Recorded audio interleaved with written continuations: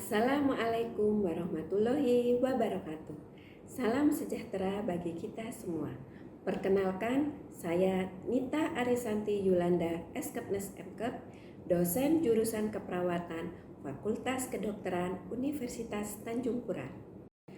Pada kesempatan kali ini saya akan menyampaikan PDD UKT-PT bidang pengajaran untuk mata kuliah yang saya ampuh, yaitu mata kuliah keperawatan medikal bedah 3 yang terdiri dari 4 SKS, tersusun atas 3 SKS teori dan 1 SKS praktikum. Mata kuliah ini merupakan mata kuliah bersyarat di mana mahasiswa harus lulus untuk mata kuliah keperawatan dasar 1 dan 2, mata kuliah ilmu dasar keperawatan 1 dan 2, serta mata kuliah keperawatan medikal bedah 1 dan 2. Mata kuliah keperawatan medikal bedah 3 merupakan rumpun dari kelompok ilmu keperawatan medikal bedah yang fokus mata ajarnya pada pemenuhan kebutuhan klien dewasa dengan gangguan sistem muskuloskeletal, sistem integumen, sistem persepsi sensori, dan sistem persarafan. Mempelajari mata kuliah keperawatan medikal bedah 3, diharapkan mahasiswa mampu mencapai capaian pembelajaran.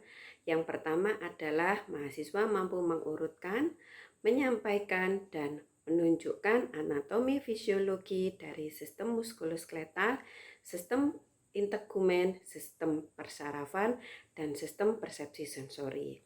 Kemudian capaian pembelajaran yang kedua, mahasiswa mampu menganalisis, merumuskan, dan melaporkan asuhan keperawatan dengan kasus gangguan sistem muskuloskeletal, sistem integumen, sistem persepsi sensori, dan sistem persarafan pada klien dewasa dengan memperhatikan aspek legal dan etis. Capaian pembelajaran ketiga, mahasiswa mampu melakukan simulasi, mentransfer pendidikan kesehatan, dan mengubah perilaku yang kurang tepat dengan kasus gangguan sistem muskuloskeletal, persepsi sensori, integumen, dan persarafan pada klien dewasa dengan memperhatikan aspek legal dan etik. Capaian pembelajaran yang keempat, mampu menggabungkan dan membuktikan hasil-hasil penelitian ke dalam asuhan keperawatan dalam mengatasi masalah kesehatan dengan gangguan sistem muskuloskeletal, persepsi sensori, integumen, dan persarafan. Yang kelima, mampu melakukan simulasi pengelolaan asuhan keperawatan pada sekelompok klien dengan gangguan sistem muskuloskeletal, sistem integumen, persepsi sensori, dan sistem persarafan pada klien dewasa dengan memperhatikan aspek legal dan etis. Capaian pembelajaran yang keenam, mampu menganalisis dan melaksanakan fungsi advokasi dan komunikasi pada kasus dengan gangguan sistem muskuloskeletal, integumen, persepsi sensori, dan persarafan pada klien dewasa.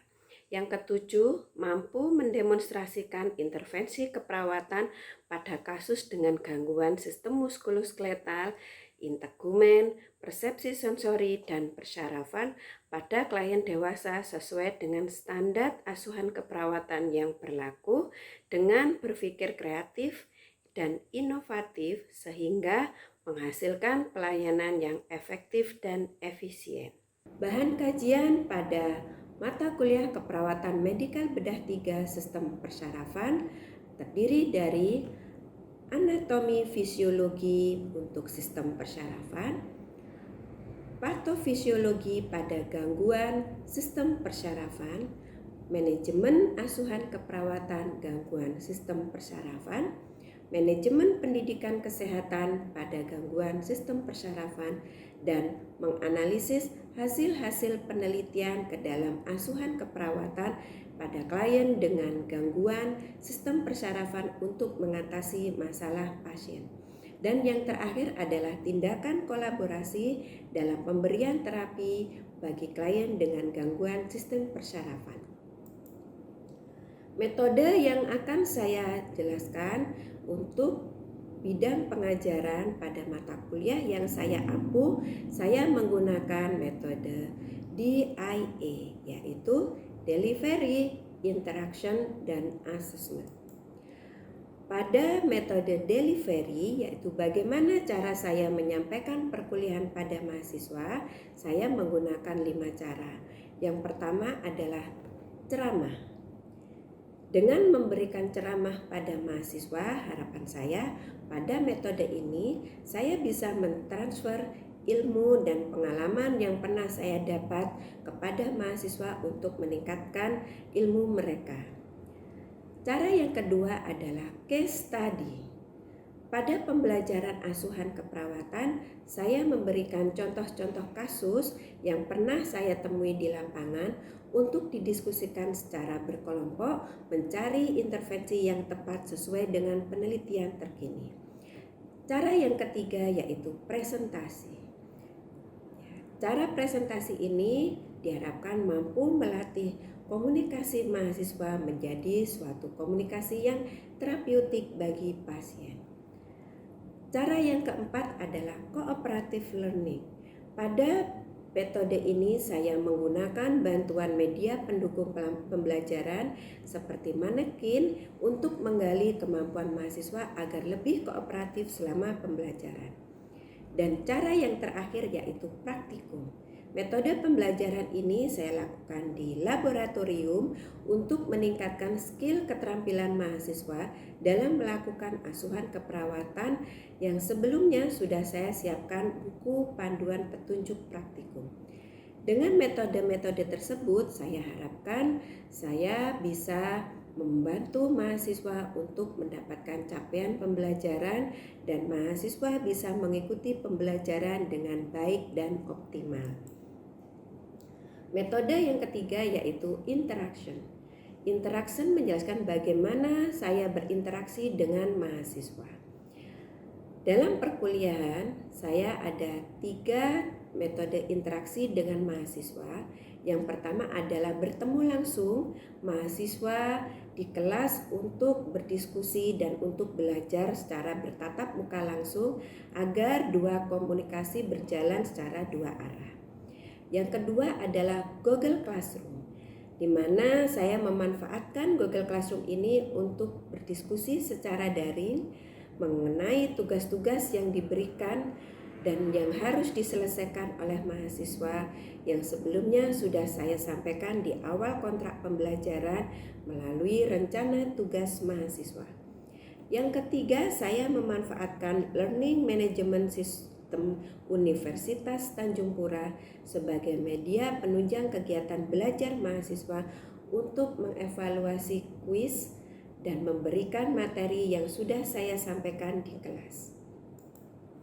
Metode terakhir yaitu metode asesmen, di mana di metode asesmen ini menjelaskan tentang bagaimana cara saya menilai mahasiswa.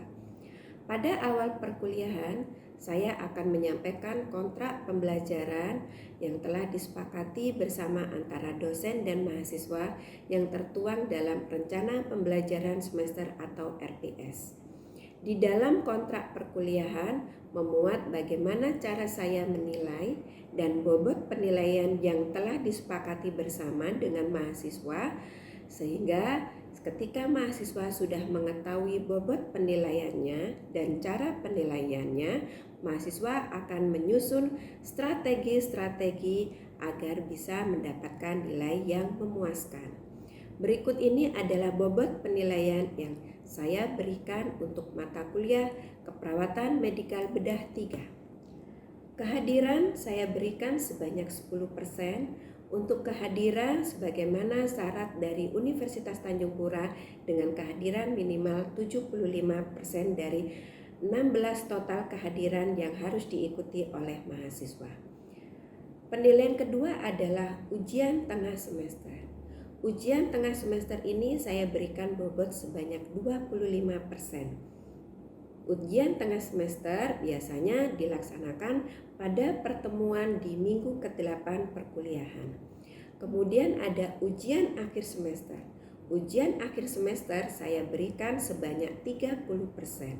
Ujian akhir semester biasanya dilaksanakan pada pertemuan ke-16 selama minggu perkuliahan efektif.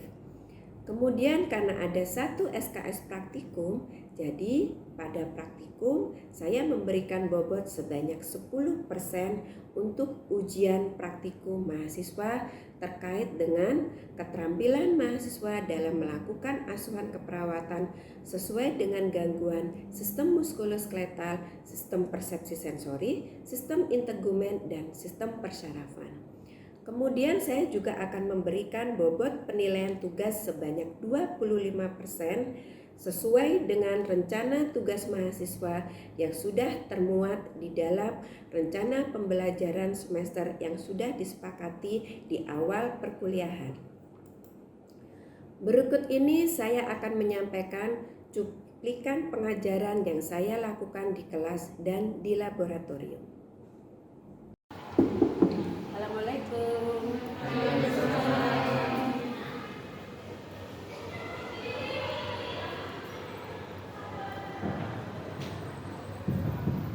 Bismillahirrahmanirrahim. Assalamualaikum warahmatullahi wabarakatuh. Selamat pagi semuanya. Waalaikumsalam warahmatullahi wabarakatuh. Baik ya, hari ini kita akan masuk di mata kuliah keperawatan medikal bedah 3 yang akan saya berikan. Salah satunya hari ini adalah tentang asuhan keperawatan pada klien dengan stroke. Baik, sebelum kita mulai kuliah, marilah kita berdoa dahulu sesuai dengan agama dan keyakinannya masing-masing. Berdoa dipersilahkan.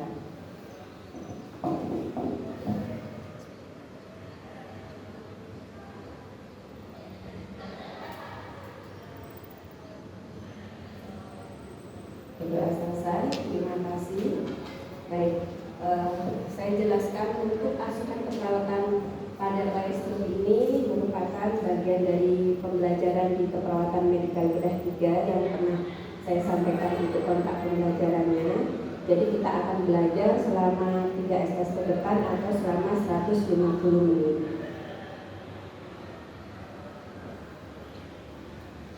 Untuk tujuan pembelajaran pada keperawatan medikal bedah 3 ini diharapkan mahasiswa mampu menjelaskan untuk anatomi dari sistem saraf, kemudian mampu menyusun asuhan keperawatan, yang ketiga mampu mengintegrasikan hasil dari penelitian terkini serta mampu melakukan asuhan keperawatan pada klien dengan stroke. Baik, sebelum kita masuk di asuhan keperawatannya, perlu saya review terlebih dahulu untuk anatomi dari sistem saraf, di mana di anatomi sistem saraf manusia itu terbagi menjadi 2, ada sistem saraf pusat dan juga ada sistem saraf tepi. Yang di sistem saraf pusat itu akan tersusun dari otak dan susun tulang belakang. Sedangkan di susunan saraf tepi akan terdiri dari saraf sadar dan saraf tidak sadar. Setelah itu nanti di otak ya, sebagaimana gambar di depan kalian, ini adalah manapin ya, bagian dari otak manusia. Nah, di sini bagian-bagian dari otaknya itu akan terdiri dari otak besar ya, otak besar. Kemudian ada otak tengah atau mesencephalon, bagian dari tengahnya otak. Ya, ini bagian tengahnya jika dipotong secara melintang, dan juga otak kecil atau cerebellum. Kemudian ada di sumsum lanjutan ya, ini akan mengarah ke sumsum lanjutan yang akan masuk ke spinal cord atau bagian dari tulang belakang. Untuk susunan saraf tepi yang saraf sadar terdiri dari 12 saraf kranial sendiri dan 31 saraf tepi spinan. Sedangkan untuk saraf tak sadar adalah saraf simpatik dan saraf parasimpatik. Nah, ini adalah susunan saraf kita, ya. Di sini ada susunan saraf pusat yang nanti akan berlanjut. Nah, ini masih di area pusat. Sistem saraf manusia ya, sebenarnya adalah salah satu bagian untuk menyusun sistem saraf yang bertugas menerima rangsangan. Siapa yang bertugas menerima rangsangan? Kalau kita menerima rangsangan, oh ada objek, berarti yang menerima siapa? Mata. Kalau yang menerima misalnya, oh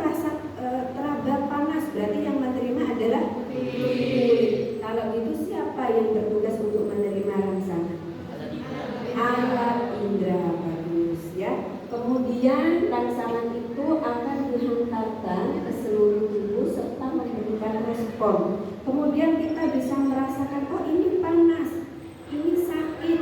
Nah itu karena adanya respon dari siapa yang memberikan respon? Otak, ya.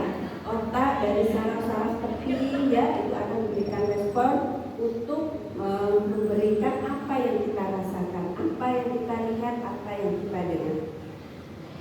Untuk di susunan saraf pusat ya, yaitu otak, tadi kan ada otak, ada susunan lanjutan.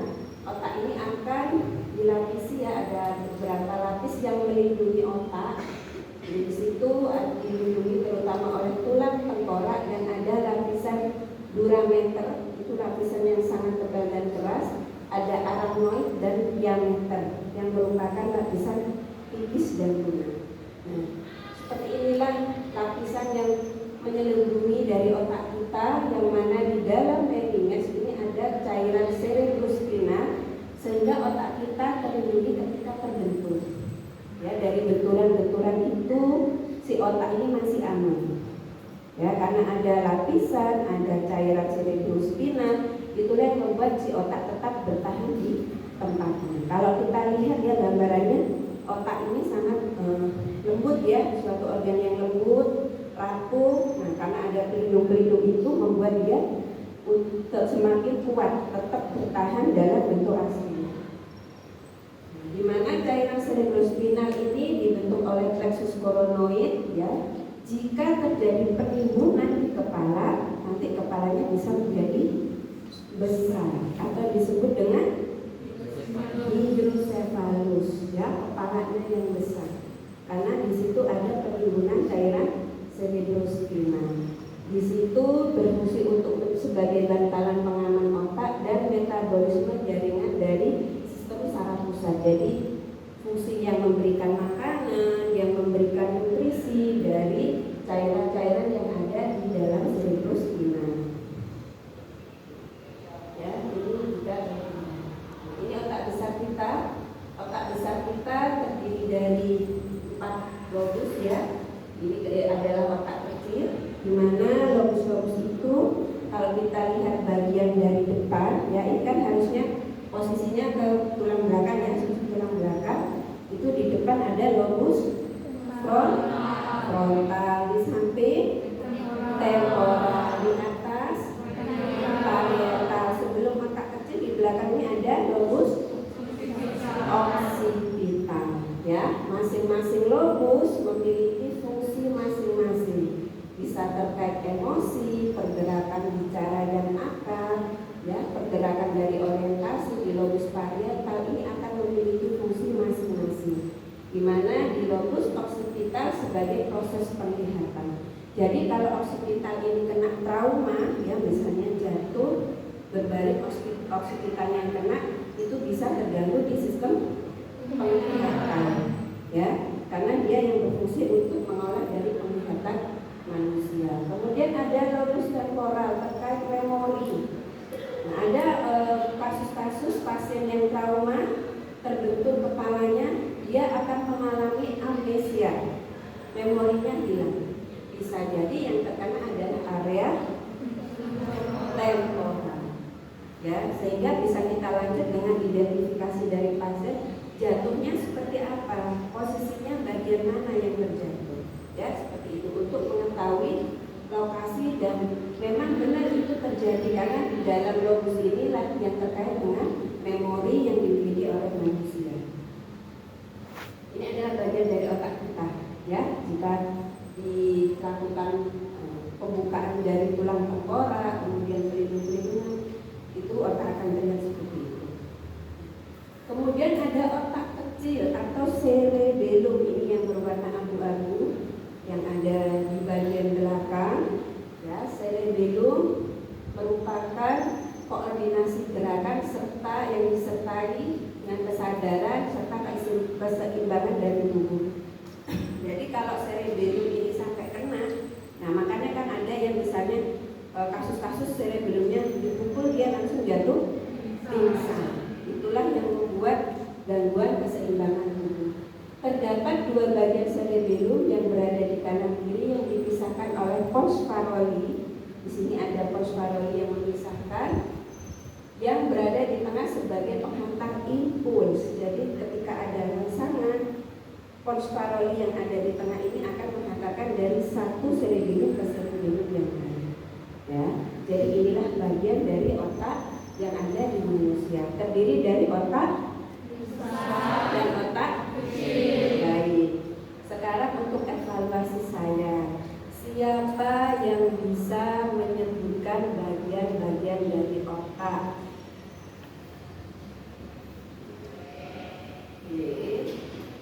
Semuanya kayaknya sudah belajar.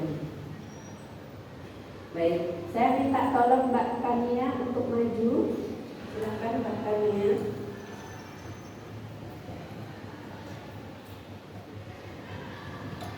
Ibu, saya ikut menunjukkan bagian-bagian dari otak. Otak manusia itu ada dua, ada otak besar dan otak kecil. Nah, di bagian otak besar ada 4 lobus. Di bagian depannya, di bagian sini itu ada lobus frontalis. Kemudian di bagian tepi kanannya di samping itu ada lobus temporal. Kemudian di bagian tengah atas itu ada lobus parietal. Dan yang bagian belakang sebelum otak kecil itu ada lobus occipitalis. Otak kecil disebut dengan cerebellum, kemudian otak besar disebut dengan cerebrum. Baik, kita kasih tepuk tangan.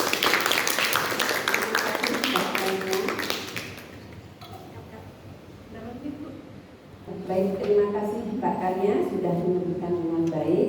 Kita akan lanjut ya dari otak besar. Kita akan lanjut ke spinal cord ya. Ini adalah lanjutan dari otak besar, otak kecil, kemudian ada sumsum lanjutan. Nah, sumsum lanjutan ini akan masuk ke area spinal cord, di mana di area spinal cord ini akan dilindungi oleh tulang belakang ya. Nah, ini harus dipahami. Kalau mengingat itu memang sulit ya, tapi kalau sering melihat ya, sering memahami, kita ada beberapa penyusun dari tulang belakang. Ada bagian dari cervical ya, kemudian cervical itu terdiri dari C1 sampai C8. Jadi cervical itu yang membatasi di bagian sampai di dada ini. Nah, kalau misalnya ya di area ini ya C1 sampai C8 itu kan misalnya ada trauma dipukul dari belakang. Karena dia, kita lihat ya lokasinya neck muscle, diafragma ya, kemudian dari otot deltoid, tricep, kemudian ada fingers ya. Jadi ketika dipukul dia bisa mengalami kelemahan di area-area ini. Ya, jadi kalau misalnya dipukul bisa aja nafasnya dia langsung berhenti ya, karena di sini masih berdekatan dengan area keseimbangan.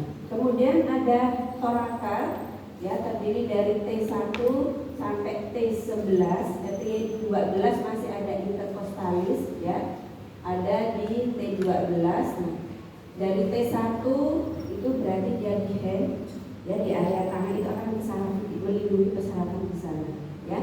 Kemudian ada intercostalis T2 sampai T12. Jadi di intercostalis ini kalau misalnya area ini kena trauma, berarti mana yang akan terluka? Misalnya dari torakal. Kalau misalnya disudut jatuh untuk meja area torakal, berarti torakal ini kemungkinan akan menusuk kemana? Tempat pernafasan kita apa? Paru-paru. Jadi kalau misalnya dari belakang dia ketusuk ya, maksudnya ada fraktur, ada patahan, bisa saja dia tulang-tulang ini bisa menusuk ke area paru-paru di area torakal. Kemudian ada lumbar ya, atau lumbar, dia ada L1-nya masih naik di torakal sampai di L5, lumbar kelima. Kalau di sini kita lihat bagian-bagian ini sudah mulai ke area dada ke bawah ya, di pinggul. Nah, itu dia sudah akan melindungi persyaratan di sana. Kemudian ada sacrum S1 sampai S3 ya. Kemudian yang terakhir adalah coccygeus atau tulang ekor ya, dimana bagian dari spinal cord ya, spinal nervus ya, di sini adalah bagian belakang dari otak yang menempati vertebra kanan. Jadi dia berada di bagian dalam untuk tulang vertebra Bagian akhir kranial dari spinal cord berlanjut ke medula oblongata di dalam foramen magnum ini. Ya. Kemudian bagian akhir dari caudal, ya, bagian dari bawah dari spinal cord bervariasi tiap spesies mulai dari vertebra lumbar sampai ke sacrum. Jadi walaupun ini hanya tulang ekor, tapi ini juga merupakan bagian dari spinal cord. Jadi tetap harus dijaga. Jadi kalau misalnya ada jatuh terduduk, ada juga kasus-kasus karena ini ya kawannya dia mau duduk terus diambil kursi, akibatnya dia jatuh terduduk. Nah, terus kasusnya sekarang tuh si korban ini tidak bisa berdiri, tidak bisa mengontrol air kencing, BAB, bisa jadi dia terjadi kompresi di area-area lumbar. Ya, jadi kompresi itu adanya penekanan dari tulang dengan tulang. Nah, itu dampaknya akan ke sana. Nah, ini adalah bagian dalamnya dari spinal cord, ya, medula spinalis yang terdapat di dalam foramen vertebra. Nah, ini akan berfungsi untuk menghubungkan impuls dari saraf sensorik ke otak. Begitu juga sebaliknya.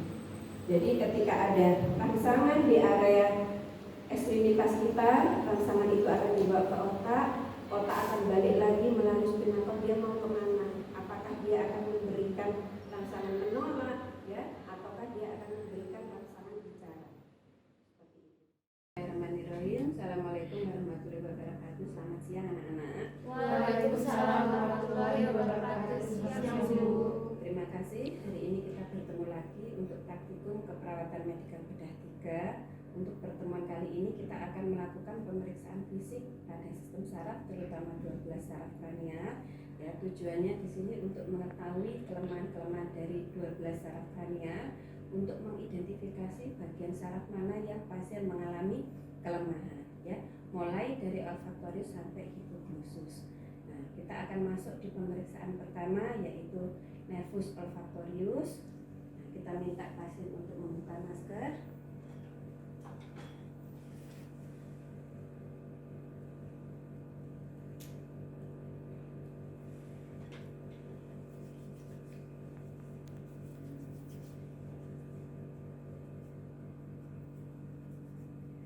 Kita akan mengkaji nervus olfaktorius itu dulu dengan menggunakan bau-bauan yang merangsang penciuman pasien.